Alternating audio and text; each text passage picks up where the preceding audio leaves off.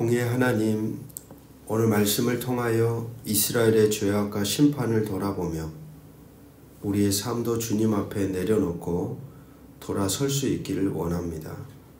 사치와 억압, 탐욕으로 얼룩진 우리의 마음을 정결케 하시고 하나님의 공의와 사랑을 실천하는 삶으로 인도하여 주옵소서.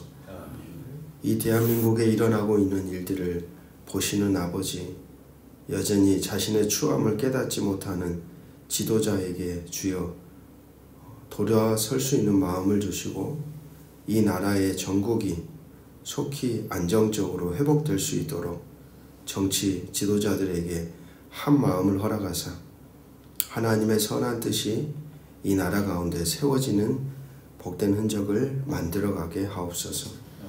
오늘 선포된 말씀이 우리의 마음을 깨우고 주님의 뜻을 따라 살아가기를 원합니다. 주여 우리를 긍휼히 여겨주시기를 주 예수 그리스도의 이름으로 기도드립니다. 아멘. 오늘 우리에게 주시는 기록된 하나님 말씀 아모스 3장 9절에서 4장 3절의 말씀입니다. 오늘 본문은 이스라엘의 부패, 억압, 그리고 우상 숭배에 대한 고발과 그로 인한 심판을 선포합니다. 특별히 사마리아의 부유층에 대해 이야기하죠. 정의를 왜곡하고 약자들을 억압하는 모습. 하나님은 타 민족을 증인으로 세워 그들의 죄를 밝히고 사마리아가 약탈과 파괴를 당할 것이라고 경고합니다. 이스라엘의 우상 숭배와 사치스러운 삶은 하나님의 심판을 초래합니다. 베델의 제단, 사치스러운 궁전들이 파괴될 것입니다. 그리고 부유층의 여성들은 사치와 욕심을 위해 약자들을 착취하고 그것은 하나님의 심판을 부르는 이유가 됩니다. 그래서 오늘 본문은 9절부터 12절까지 사마리아의 부패와 심판에 대한 이야기, 그리고 13절부터 15절까지 우상 숭배와 사치에 대한 심판, 그리고 4장 1절에서 3절은 부유층 여성들의 탐욕과 억압에 대한 경고의 말씀이 기록되고 있습니다. 9절에서 12절은 사마리아의 상태가 어떤지를 명확하게 보여줍니다. 9절 하반절 보시면 그 성 중에 얼마나 큰 요란함과 학대함이 있나 보라. 그리고 10절에 자기 궁궐에서 포악과 겁탈을 쌓는 자들이 바른 일을 행할 줄을 모르느니라. 하나님이 보시니까 이 북이스라엘의 상태가 도저히 바른 일을 행할 줄 모르는 사람들이 되어 있었습니다. 여러분, 하나님과 연결되어 있다면 선한 일, 바른 일, 당연한 것이죠. 근데 그것이 전혀 상관없이 산다면 사실 그것은 하나님과 단절된 인생이 분명합니다. 말할 것도 없죠. 선한 흔적이 없다는 것. 하나님이 우리의 존재 안에 내주하시며 그분의 영이 우리와 동행하신다면 반드시 그 존재 안에 크든 작든 바른 일과 선한 일로 인한 흔적들이 생겨나며 그것은 자연스러운 신앙의 열매입니다.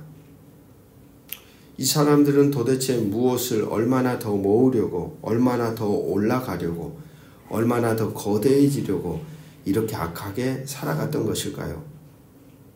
우리가 늘 기억해야 될 중요한 사실은 교회 공동체와 신앙인들의 존재 이유는 거대해지는 것이나 높아지는 것, 그리고 많은 것을 소유하는 것에 있는 것은 아닙니다. 그것으로 착각하는 순간 교회는 타락하게 됩니다.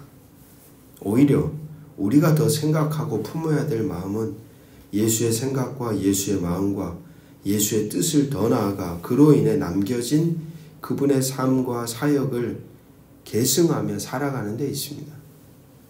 하나님의 뜻을 성취하는 데 있지 우리가 거대해지거나 많은 걸 소유하는 데 마음을 두는 순간 교회 공동체는 부패하게 되 있습니다. 바로 이러한 성도로 하나님 나라 백성으로의 존재 의미가 희미해져 버릴 때, 그러한 존재 이유를 상실해 버릴 때 그야말로 우리는 그 순간부터 신앙의 공동체는 비참하며 세상의 손가락질 대상이 되는 것이죠. 전체로의 거룩한 의미를 잃어버린 사람들, 하나님의 부름과 상관없는 존재가 된 이들을 향한 하나님의 심판은 예외 없이 일어납니다. 예외 없이. 택함 받았던 백성일지라도 그들을 향한 하나님의 심판은 예외 없이 일어난다는 게 참 중요한 아모스의 선언입니다. 12절을 보시면 양의 두 다리나 귀 조각이라는 말이 등장하죠. 이 말은 사자가 다 먹고 나서 먹지 못할 찌꺼기만 남은 상태같이 북이스라엘이 그처럼 처참하고 몰락하고 황폐해질 것임을 보여주는 비유적인 표현입니다. 그들의 절망적인 상태를 이어지는 말씀을 들려줍니다. 14절 말씀 같이 한번 읽어봅니다. 시작. 내가 이스라엘의 모든 죄를 보응하는 날에 베델의 제단들을 벌하여 그 제단의 뿔들을 꺾어 땅에 떨어뜨리고, 번제단에는 4개의 뿔이 달려 있습니다. 여기서 이 뿔이라는 것은 상징적인 의미, 곧 구원입니다. 구원. 그렇게 제단의 뿔을 꺾어 떨어뜨린다는 것은 구원의 소망까지도 다 사라져버렸다. 택함받은 하나님 나라 백성들의 죄악된 삶으로 인해 하나님의 구원의 손길이 끊어진 상태를 보여주는 표현이 바로 이제 제단 뿔이 꺾어졌다라는 것이죠. 그 다음에 이어지는 15절에서 우리는 당시 북이스라엘이라는 나라의 상황을 조금 더 알게 되는데, 15절을 보시면 겨울궁과 여름궁을 치리니 상하궁들이 파괴되며 큰 궁들이 무너지리라. 상하궁, 여러분, 상하는 어마어마한 비용이 드는 재료죠. 근데 북이스라엘 땅 안에 궁들이 많았던 거예요. 이 재산을 가진 사람들이 부를 너무 많이 축적해가지고 자기들의 집을 막, 고가의 집을 막 지어놓고 살았던 것이죠. 고고학자들에 의하면 이스라엘 백성들이 가나안에 정착했을 때, 여러분, 가나안 땅에 막 들어갔었을 때는 사람들의 그 소득 격차가 컸을까요? 작았을까요? 당연히 작죠. 광야 생활에서 자기 땅이 없었으니까. 근데 딱 들어가서 한 10년이 지나는 시점부터 이 고고학자들이 발굴한 흔적을 보니까 그때부터 이제 이 북이스라엘 땅 안에도 빈부 격차가 점점 벌어지기 시작하는 거예요.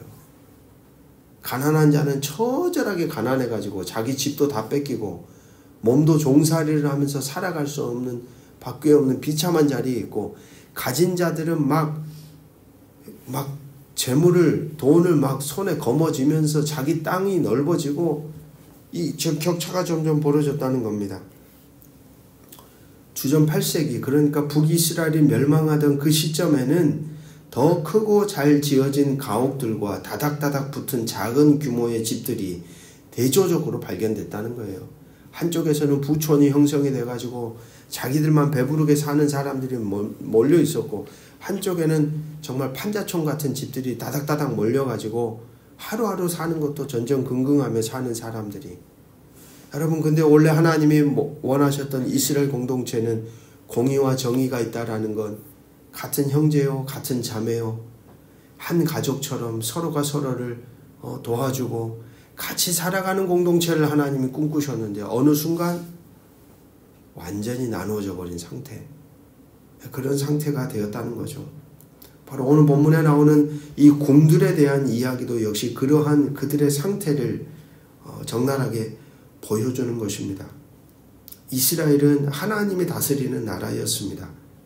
가장 큰 특징이 바로 공의와 정의, 억울한 이들이 없는 형제자매로 서로 한 공동체로 연결되어 살아가는 나라가 그 핵심에 놓여져 있었죠. 그런데 점점 벌어졌던 것입니다.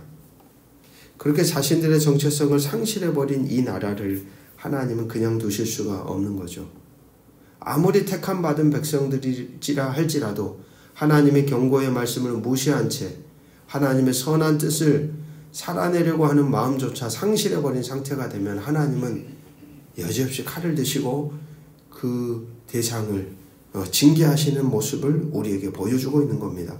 그뿐 아닙니다. 1절에서 3절은 당시 사마리아에 여인들의 무분별한 사치와 방탕함을 고발하고 있습니다.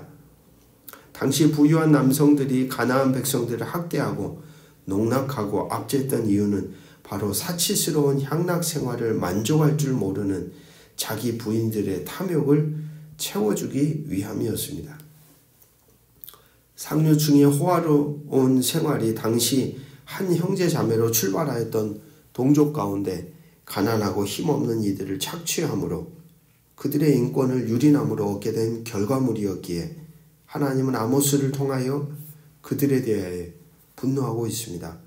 4장 1절 말씀, 사마리아의 산에 있는 바산의 암소들아 이 말을 들으라. 너희는 힘없는 자를 학대하며 가난한 자를 압제하며 가장에게 이르기를 술을 가져다가 우리로 마시게 하라 하는도다. 바산 암소는 비유적 표현으로 힘이 세며 살찐 소를 의미하는데 당시 사마리아 귀부인들을 가리키는 비유적 표현입니다. 이들은 자신들의 남편이 악행을 반복하여 저지르도록 부추기며 충동질했습니다.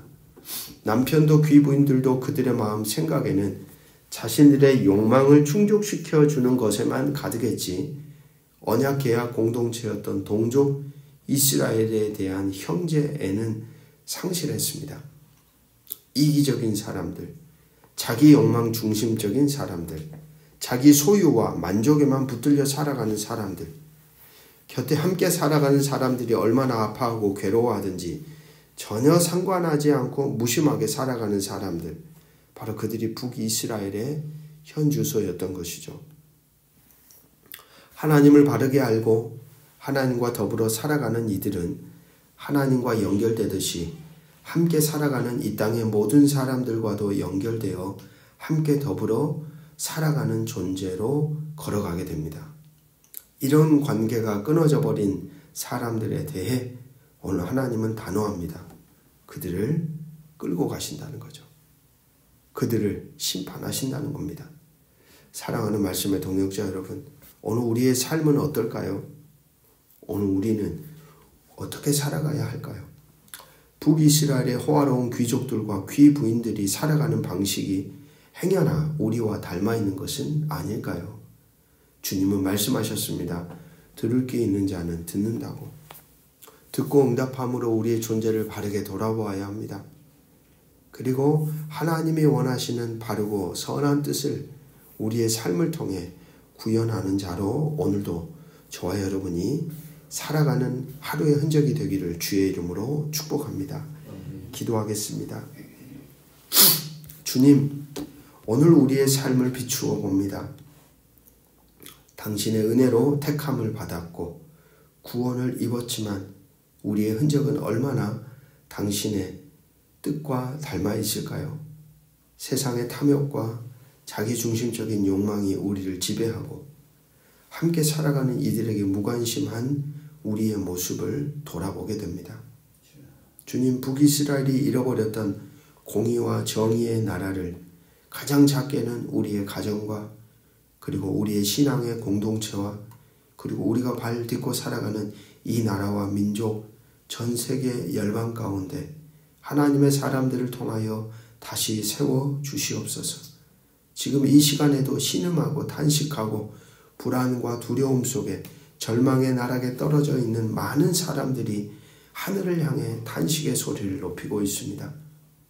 무너져버린 곳곳마다 당신의 공의와 정의가 바르게 세워져 가게 하시고 우리의 마음이 당신의 마음을 품고 이웃을 사랑하며 약자를 돌보는 손과 발이 되게 하시고 더 많이 가지려는 욕망이 아닌 더 많이 나누고 더불어 살아가려는 삶의 흔적을 오늘도 우리의 인생 속에 새겨가게 하옵소서. 우리의 작은 선택과 행위가 당신 앞에 기억되는 거룩하고 바른 흔적이 되기를 구하며 주 예수 그리스도의 이름으로 간절히 기도드립니다. 아멘.